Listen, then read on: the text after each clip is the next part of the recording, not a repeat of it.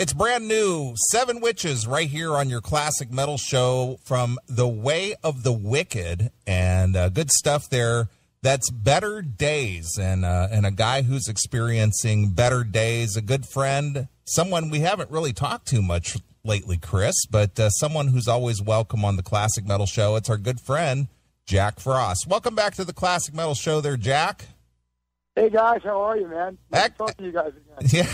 Well, Jack, we were so used to seeing your name pop up in the music news almost every other week, and then you just sort of throttled back and, kind of almost did a disappearing act, and but yet you still are very much involved with the music business and cranking out quality music and CDs and whatnot, and this is no exception to the rule. And we're digging Seven Witches. Of course, we're hardcore fans of yours and the band anyway. But still, if the thing sucked, we would have told you that too. Oh, I know. You guys don't play no games. It's like, hey, you know what? Sorry, this blows. Yeah. Well, anyway, I'm detecting a little bit of kind of an Ozzy influence in this CD, Jack. A little bit of like classic '80s style Ozzy. Oh, thanks, man. I mean, that's, wow. That would be Randy you're speaking about. Wow, thanks a lot. Well, I really think this record was more of a, I think more of a rock feel to it. And I said it to a lot of people, and a lot of people started to give me slack. They're like, well, what does that mean? Like, you're not a metal guy anymore? Are you going to hand in your metal card? I'm like, no, I'm just trying. I didn't really try anything. It's just, I've always, been a rock player, and I think when I sat down and wrote this record, a lot of my old influences came into me. It just happened, like Zeppelin and Bad Company, and like you say, classic Ozzy and stuff. I mean, that's timeless. It is. So, I think you get older, and I think your ears change and your taste for stuff change. And for me, for the last 4 or 5 years, I've been doing a lot of stuff. People probably don't even know it because I've done like a bunch of different records for different people, and I toured with a bunch of different people. And I just think like it goes under the radar because, some of the people we work with, labels and stuff, they didn't really promote certain records, or, we would go to Europe more. And I think for me, I write from my heart. I really do. I just don't sit down and go, okay, I'm going to send Nearly this metal record that's going to be nothing but pure metal. To me, I just, whatever comes to me. And I think really what happened was with this record, as I started to write it, I'm like, wow, this has got that kind of Badlands, that John Corabi, Motley Crue feel, a little bit more of a raw edge. And now you say Ozzy, like, I hear some of that too now. I mean, and with my drummer, he's just such a great rock player, and that definitely, to be honest with you, made me more consistent on my guitar playing, because his feel made me just want to rock. Does that sound corny? But if you know what I'm trying to say, it just made me want to sit in the groove more. How's that? Sure, man. Well, Jack, the big change, at least to my ears, is obviously the singer, and the reason I say that is because basically on every other Seven Witches record that I've heard, you know what you're coming into. You're coming into a power metal type thing, and your new guy is not that. He definitely, like you said, Corabi's a great comparison because he's got that more gravelly thing, which really takes the whole project in a different direction. So talk a little bit about who he is, where he came from, and, what made you decide to go with him instead of going with another James Rivera, Alan Tecchio type of a singer. Right. I don't know if you guys know, we had a record out last year called Rebirth. I bet you guys don't even know. Do you guys know we had another record out? Yeah, we played it here on the show, but we didn't get to talk to you about it. See, that's what I mean. That makes me sad. Because you know what? I guess we had, to be honest, I don't talk about anybody. You know that, guys. Just we didn't have the best backing at the time. So that's neither here nor there. So what happened was this. I think when Alan, God, I love Alan, dude. Tecchio is one of my dearest friends. he basically said to me after the last run we did, and we did a really great tour with Armored Saint, that he could see that I was starting to amp up again, and I was getting into like touring again and starting doing stuff. And he was just honest. He said, I can't commit, dude. I have a real good day job now, and I got my family, and I can't do it. And to me, that's a man right there. That's a man that stands up and says, I'm not going to hurt you or the fans. And that's why he left. And we're still the best of friends. And then when it came time to look for a new singer, I'll be honest with you, I made a bunch of demos. I sent them out to a lot of guys. I'd rather not say some of the guys because it's just not cool, because some of them are just amazing. And a couple of them, everyone sent me back their demos. And honestly, it basically was, and no disrespect, it was that Dio-ish, which, God rest his soul, one of the greatest singers of ever, and very Halford. And that's what Witches has always been, like that, you know, Rob Halford, Ronnie Dio, Bruce Dickinson type of singer, you know, a lot of highs. And me, and like, I know Neely knows this about me, I'm a closet 80s guy, like a total, like, hair guy. Like, I love, like, when people look at me like, you serious? I'm like, give me a Dokken record any day over. Give me Hardline. That's what I want. And I love, like, the first couple of Badlands records. I mean, Ray Gillen, God rest his soul, there will never be another Ray Gillen. Right. And I like that throat. I like that rasp. I like that feel. And that's what I really wanted. I knew Anthony for a while because he's from my area, and we're just good friends. Michael Pond from Symphony X knew Anthony. I went to a couple of parties, birthday parties, and he was there. And, you know, I go, hey, you know, he heard through the grapevine that we're looking for a singer, and he goes, you know, I wouldn't mind throwing my hat in it, see what goes on. And, man, he sent me back a demo, and I thought I was listening to Jeff Keith from Tesla. And right there, it was on. It was on to me, because I think out of all the bands that ever came out in the 80s, Tesla is still the band to be, like, hands down, best songs, best production, and I love his voice. And that's how Anthony got the gig. He just blew my mind. I go, wow, this is what I've wanted to do for a long time. So that's the honest to goodness truth. That's where, sure. That's why the direction's so more like a raw kind of in-your-face kind of feel. Right. And what's interesting, though, is that, especially in your guitar playing, it's no less heavy, but it's a different kind of heavy. You know, like I was telling Neely just before you called, the song that I dig the most is Rise Up. And, man, that riff that you lay down, not in the intro and then when it kicks in, that's some of the meatiest shit you've ever done, dude. But it's definitely not that big, giant power metal thing that you're known for. Wow, thanks, man. I can't even, like, I don't know what to say to you guys. You guys are always so good to me. You know what? I think I become a better player because I teach so much now and I do so much production. And, you know, I got to play with David Reese from Bangor Choir for the last few years and Joey from Anthrax. And I think what's done, it's made me be more well-rounded because I get to play a lot of different styles. And then I was playing in a lot of tribute bands, you know, just I love to play. And teaching these young kids, like, you know, playing Zeppelin and really focusing on my playing, going back to basics. And I think that's what I fell in love with guitar again. That sounds weird, but I think it's like, I don't know, it's like an old shoe. Like, yeah, I've always loved playing, but I think I got a little bit too formulated after a while. Like, I think my playing was like, it was so, you know, I'll not put myself down, but I think it was like, okay, you know what I'm going to do. And I think with this record, nobody knew what I was going to do. I was going to lower my gain on my amp. I was going to play a different feel. And you know what? It really worked. It really worked. And I appreciate the compliment about the riffs and stuff. I mean, yeah, it's still heavy, like you say, but it's a different heavy. It's a more, you know, dude, you know when you turn on that Motley Crue record, or that you hear, like, that Badlands riff, oh, my God, it's just so in your face, you know? I mean, that's what it was. Well, Jack, since you brought up the teaching thing, I know I'm veering all over the place, but I'm just curious, no secret at all that the rock world is a different animal than it was back when we all were growing up in it.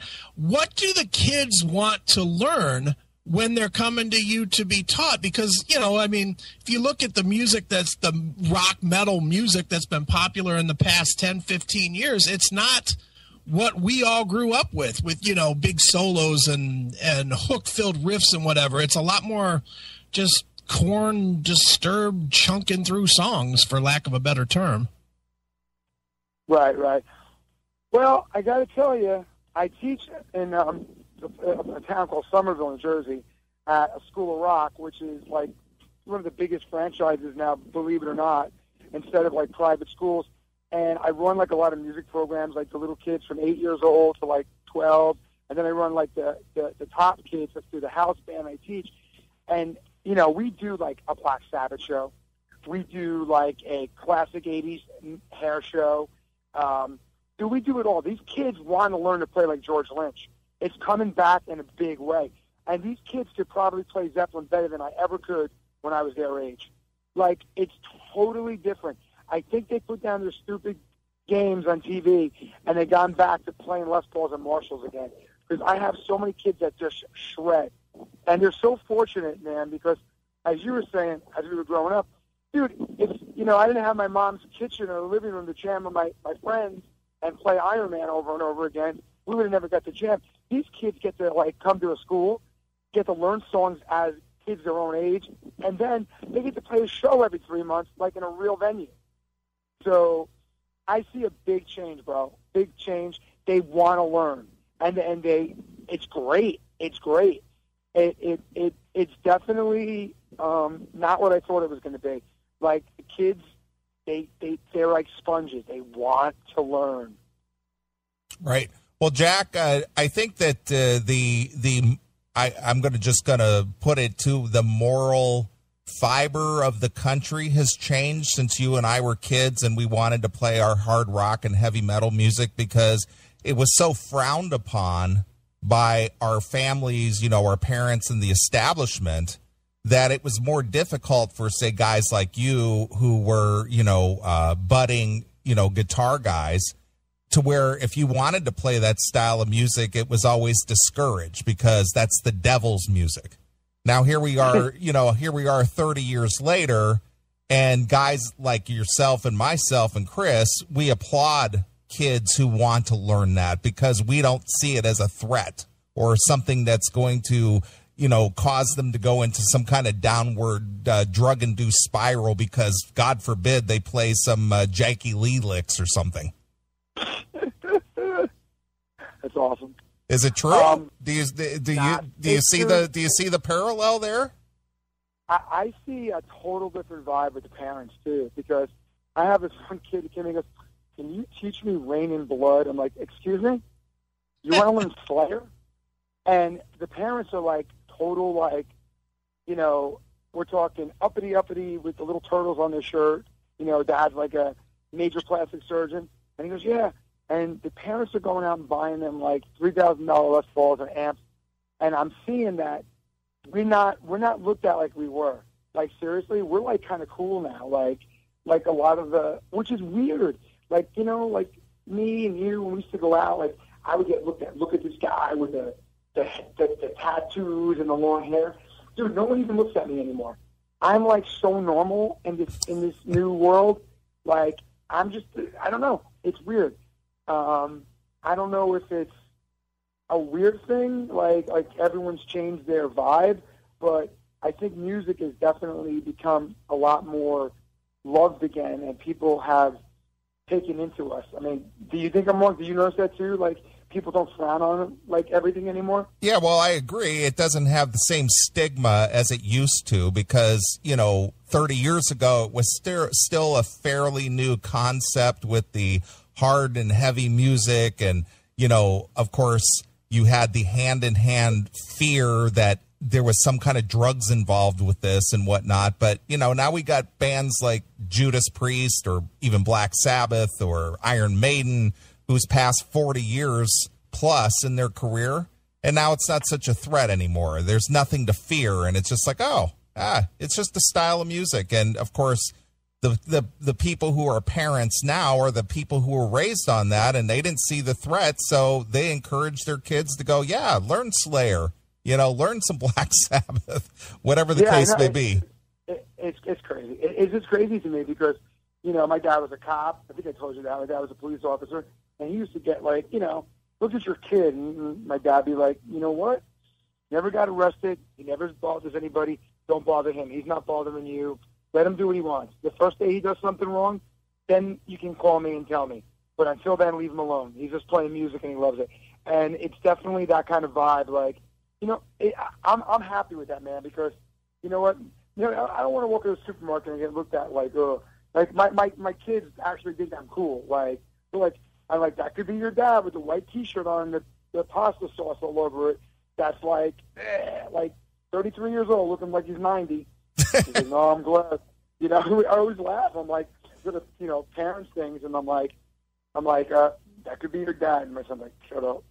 Sure. It's just, yeah. So no, dude, I agree with you. And it took how many years for you go to these festivals, M3 and all these festivals, and you see all these people now. They're all people that we grew up with. We're like, it's just funny now because it's it's so absorbed now, and people are taking it back. I really think they're taking it back. Right. Well, how much credit do you give to, the gaming systems such as Guitar Hero and things like that for, bringing this style of hard melodic rock to the forefront to where kids are interested in it, not only to play it, on a fake guitar with a video game, but actually want to learn how to play a real guitar and mimic those same chords and sounds? I think, boy, that's a good one. Like, how do you boy, I'm trying to think how to word this to you. I'm just trying to think of a way of saying this right so it comes across. Are you asking me, did the kids want to cop George Lynch now? Well, yeah. I mean, they wouldn't have known a lot of this music had, video games used a lot of that music in their soundtrack or the tracks to learn to play, and obviously, playing the video game Guitar Hero, you're not actually playing a real guitar, but it might have given them the inspiration to say, hey, I'd like to learn how to play that on a real guitar. Right. I agree with you 100%. But I do say, as much as you and me are fans, thank God for YouTube, because I think a lot of these kids, they hear these songs, they go back on YouTube and they see all these videos. And we get to see all these videos that you never could see before. And I think a lot of kids are starting to do that. And they've come to me, as being a teacher, I see this. Hey, do you know a guy named Paul Gilbert? And I look at them like, yeah. So, he's pretty good, right? I'm like, dude. Then I got to turn them on to Racer X. And then I got to turn them on to Mr. Big because they have no idea. And I think a lot of what videos they were, I was totally against, Guitar Hero and all this stuff. But, you hit it on the head. It definitely influenced a lot of kids. And now I think they're like, you know what? Maybe I'll actually play a real guitar and show what I got. So I agree. And what I do is, I try to open up the doors a lot more too now. Dude, I'm into the point where, remember we were kids, we would give each other tapes, hand out cassette tapes and stuff. Well, now I'll sit there and I'll burn CDs for my students, and I'll put I don't know, you can name it, Shaka Messiah and Racer X and Kokopany and the first Dokken record, and I'll go, listen to this stuff. And then they'll come to me and they'll go, wow, what is this? And people are like, oh, Journey, I love Journey. I give them the Hardline record. I'm like, that's Neil Schon. They're like, no, it's not. I'm like, yeah, see, you guys don't know. So I agree with you, and I try to push it down their throats as much as I can. Nice. Well, Jack, let's swing it back to your record instead of everybody else's for a minute. What is with this record especially? It came to mind. What is your contractual obligation to have the words "The Wicked" in your titles? Every 2 years, you have another one called something of the Wicked.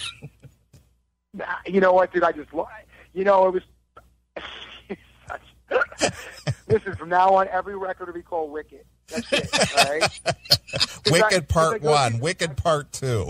That's it. This will be the concept, the wicked concept. I'm gonna, it's kind of like those movies that are out, like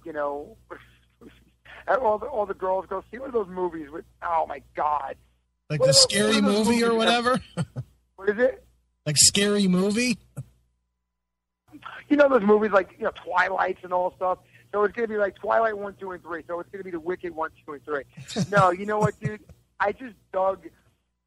My singer, it was funny, we did the record with Rivera, and we were talking about names for this record. We had a couple of different names, and that name just popped up, and I'm like, I love that. He goes, really? He goes, you like it? I'm like, dude, this thing, like, the Way of the Wicked. And he goes, oh, okay. He goes, I thought you'd be goofing on me when I said it to you. And it started out tongue-in-cheek. It's kind of like Spinal Tap. It goes to 11, this one. So we just it kind of stuck. Nice. Yeah, not to be confused with Call Upon the Wicked or Year of the Wicked or something wicked this way comes. So we'll do one more Wicked record. We're not sure what we're going to call the next record. Like maybe Wicked Dump or something. Who knows? Very nice, man. Well, Jack, as I was saying before, man, I had told Neely this. I haven't told you, but I will.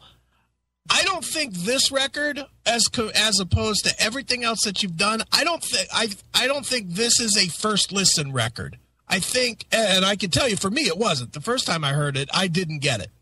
But then I kept listening to it, and I kept listening to it, and I started liking more things for a lot of different reasons. I guess because I started feeling a lot of the diversity of stuff like Soul Searching or Dreams or Rise Up. It Look really. At you naming them off. Are you naming them off, or are you looking at the back of the CD? Come on. I'm not, dude. I like the record. I've been playing it for a couple of You're weeks. Not busting your chops. I know you too long now. I got to bust your chops. But what's cool about this, man, is that it, more than I think anything in your catalog, it really roller coasters, sounds and emotions, and I don't know that that's all you, and it might be Anthony, or it might just be the whole band. I don't know, but it really does have more of a roller coaster feel than anything that you've done in the past. Dude, you hit it on the head too. Listen, when you pick up I don't know, I remember listening to Zeppelin, and you turn on God, Houses of the Holy or something. You don't just listen to that record and go, I get that. Or Pink Floyd, The Wall. And I'm not, dude, please take this with a grain of salt. I am not putting myself in that league, because that's a whole different club, okay? So let's get that straight before someone says, oh, Jack just said he's like Pink Floyd and Zeppelin. No, far from it. But what I'm trying to say is, when you listen to those records and you go, that's interesting, and then you listen again, and you start feeling like The Wall, what they were thinking at the time. That's where that whole record came from. This record was supposed to be like that. My bass player said to me, Ronnie goes, this record's a little inconsistent. I'm like, okay. I go, and what do you mean by that? He goes, don't you notice there's some are real heavy, some are real rock, there's kind of epic things. I'm like, yep. He goes, you cool with that, huh? I'm like, I'm very cool with that. He goes, I get it. And that's where I think I like that roller coaster. I want to get, you know what I mean? So what you're saying is right, is correct, 100%. And it's not, you're not going to turn this on and go, all right, this is Shout at the Devil. Boom. You know what it is. You got to listen to it. This is a record you got to sit at night with your headphones on and just check it out and listen to. There's so much going on, dude. Better Days. This is a funny thing my drummer said to me. There's that breakdown part that's so Zeppelin-y. He's like, I'm not getting this yet. I go, you're John Bonham, dude. This is all you. And he goes, and then he listened to it, and he got his head in there. He's like, wow. He goes, I just didn't expect that. And that's funny how you said that, because even my drummer that I play with forever now said to me, I'm not getting this yet. Where are you going with this? I go, dude, just be you. Feel it. And, dude, it happened. And I appreciate you listening to it that way. You didn't go like most guys, picking the CD. Yeah, this first two songs are cool. All right, that's cool. Thanks. You actually gave it a listen, and that makes me happy. Well, Jack, just admit it. The Classic Metal Show really is the ultimate show to be interviewed on. Dude, listen. You should call me once a week, but you don't, so I don't know. Let's be honest, dude. You guys keep it alive, and you're not. Don't get mad when I say this, okay? You're not a radio show. You guys are fans that love music. That's the difference. You're not doing this. I don't think you have a Ferrari because you run the classic metal show, okay? You do this, and I always say this to you because it's a part of you. Right. That's the difference, okay? These shows that are like, well, I can't get you on mainstream because they want $10,000 to play your song. I'm like, well, you know what? Tell Taylor Swift to go on those shows. I'll be happy to go to shows that actually care about the music and care about what the players are doing. So that's a big difference, dude. A big difference. And you know what? I don't care what anybody says to me. Yes, the Classic Metal Show is classic, and I'm proud to be a part of the family for these many years. Right. You guys have always supported me. And not only me, dude. Guys like the Priest, all of us. You care. Yeah, we do. And we'll be celebrating our 20th anniversary come January. What'd you say? Second year, right? Keep it down. We're young. Second year. We're all kids. Right. We're all 22 years old. Right. Right. All right, Jack. Well, what do you got? What do you got coming up for Seven Witches, or even just yourself here to finish out the year? Well, right now, the record landed yesterday, and I'm so happy to say that Amazon, believe this one, Amazon and CD Universe are sold out first day. Nice. Dude, we were all joking. Would they have 5 copies? Just like, but no, they shipped a lot and a lot of pre-orders. So I'm very happy about that. We're going to start looking for a tour come November. For me, I'm actually, I don't know if you know this, but Zach Stevens from Sabotage, old friend of mine, has an amazing band called Circle the Circle. Sure. And they're going to Brazil in 2 weeks. And the guitar player got the TSO gig, and Zach called me up and said, dude, old friends, would you be interested in filling in and going to Brazil with us? It wasn't even like a question. So I've been learning like all these crazy Circle the Circle songs, and I'm going to play some classic Sabotage, which I can't wait, because I never got to play with Zach before when I joined the band. So I'm going to be going to Brazil in 2 weeks and doing some shows with Circle the Circle. And then when I get back, we're going to be looking for a tour for the States for sure. Right. Well, will you be hitting any of that hot brown snatch while you're down there? You know what? That hot brown snatch is, you know what, dude? I'm going to say this in a nice way. I got no more. I'm too tired. I'm too old. And honestly, you know what? Virgin has nothing but caused me problems over the years. How's that? Dude, you gotta follow. You gotta start following Neely's lead. He's out there running around with a 21-year-old. He's a smart man. I mean, he's smart. I just can't deal with that. Like, I mean, I have shirts older than your girlfriend. You know? I can't do that. Yep. We gotta ride it while it comes your way, Jack. You know that. Dude, I'm not riding nothing. I'm gonna ride my Kia later. Nice. All right, Jack. Well, you got a website out there, Facebook, anything people can go check you out? Sure, buddy. Go to our Seven Witches Facebook page. You can see everything we're doing, our new videos, our happenings. If you want to find something out about me, you can go to www.jfrost.us. Wow, you got your own personal website, huh? Yeah, dude. Like, my friend of mine did it for me. He's like, come on, let's do this. I don't even have a Facebook personally because I just don't. I'm so out of that hole. Like, dude, I'm so lame. That's just. Don't feel bad, Jack. I don't either. Just call me. People just like, you know what a phone is? Oh, I don't know. Pick up the phone. Call me. Hey, what's up, asshole? That's what I prefer. Nice. Excellent. All right, Jack. Well, as always, we appreciate you taking some time and talk to us here about your new release, and congratulations on that. And glad to see that you're still flying the metal horns high and keeping it alive and, you know, staying with it. Dude, come on, man. Thank you, guys. I mean, seriously. This is your Saturday afternoon. Don't think it's the wrong way. You could be doing a lot more fun things than talking to my lazy ass. So I appreciate it. Well, Jack, it's always a pleasure. You're welcome on the show anytime.